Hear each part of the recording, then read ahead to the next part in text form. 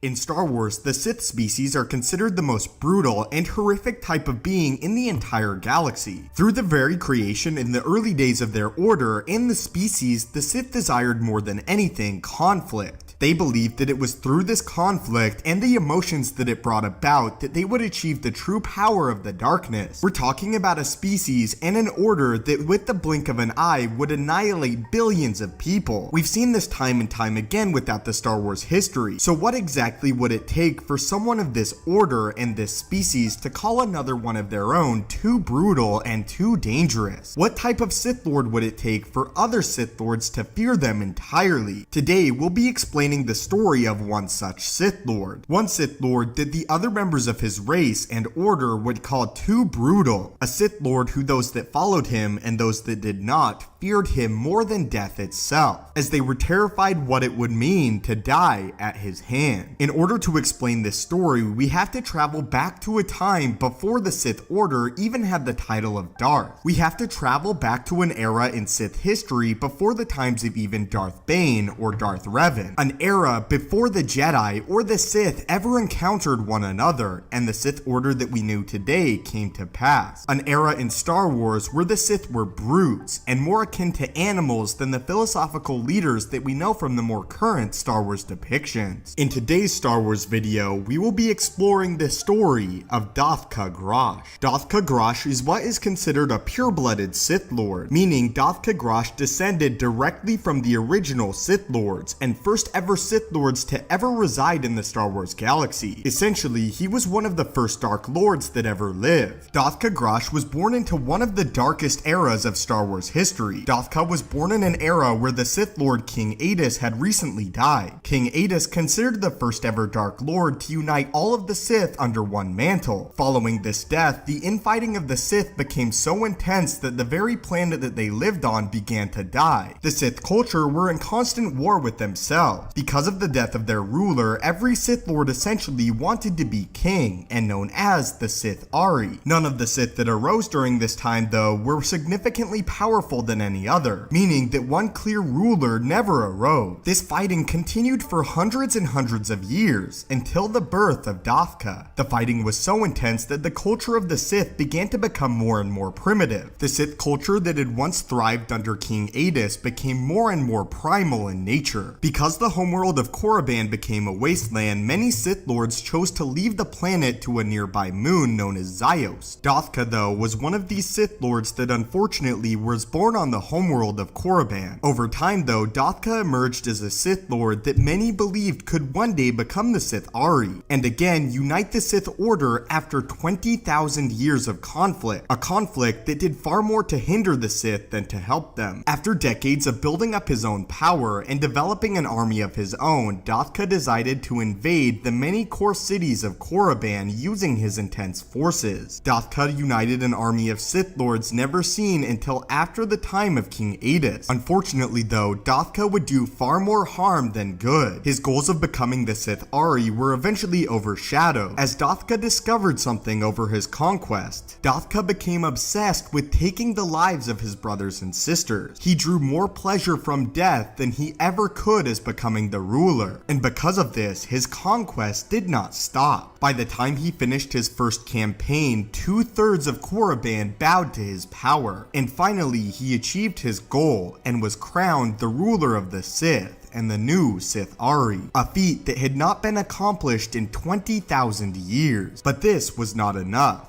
Dothka wanted everything. Dothka wanted death. The Sith Lords that worked with him were extremely terrified of their new Sith King. For the very pleasure of it, Dothka would kill them at will, many of them too afraid to raise arms against their new Sith Master. It was also during this period of rule that Dothka became obsessed with the bodies of those that had come before him and those that had failed. He found a beauty in their corpses. He believed that the bodies that were strewn across these various battlefields were a tribute to his power. Looking upon the millions of dead brothers and sisters masters that had fallen by his hand as well as his very command, Dothka had a dangerous thought. Dothka wanted to use their corpses. He wanted to use the very dead that came against him for his own power, and because of this, he withdrew himself deep within the temple he constructed for his honor. Within his temple, Dothka created a dark side ritual that would never be replicated for thousands of years. A ritual using Sith alchemy and Sith sorcery that was meant to revive the dead. Dothka resolved to rule all of Korriban, even those that had already fallen. Eventually, Dothka succeeded in his desire to rule over the dead, reviving all of the corpses that he had killed. Unfortunately though, it came at a gigantic cost, as the cost was part of Dothka's very soul. Because of this, the Sith Lord was forced to remove his own heart and place it within an ancient Sith crystal. However, the reward was far greater than the cost demanded. All of the dead now awoke and were truly slaves to Dothka's command, all tied directly to one master. Eventually, Dothka again would place the crystal within his very body, as he believed it made him invincible. By this time though, the living Sith that still resided on Korriban began to turn against Dothka, even those that followed him. They eventually formed a council that resolved in ultimately killing the Sith Ari that had risen after King Adus, with this council of Dark Lords calling Dothka the most brutal and evil Sith Lord that had ever lived. A Sith Lord gone insane with the power of the dark side, but specifically the power of life and death. Many of these Sith Lords were utterly terrified to go against their master, as they believed the rumors that he had become invincible after removing his heart. Despite this though, the council eventually forged a strike team that was meant to kill Dothka within his very home. Luckily for them, the rumors were proven not true, as Dothka was killed by the very strike team that the council selected, and the rule of the second Sith Ari came to an end. As Dothka died, all of the spirits of the reanimated corpses flew within the crystal that now resided within their master's heart. By the end of his time as a Sith Ari, Dothka had only reigned for 50 years. After his death, the Sith ultimately resolved to create a tomb for their master, as they all hated him and believed that he was the most evil of all Sith Lords that had ever lived. He was still a Sith Ari. A Sith Ari that had risen 20,000 years after King Adus, and because of this, he still demanded respect. But that was the story of Dothka Gra, the Sith Lord that other Dark Lords would call the most evil master of the dark side that ever lived. A Sith Lord that was more obsessed with death than furthering his own power. Leave your own thoughts on Dothka Gra in the comments down below, and had you heard of this ancient Sith Lord before this story? As always my friends, thank you so much for watching, may the Force be with you, and have a great day.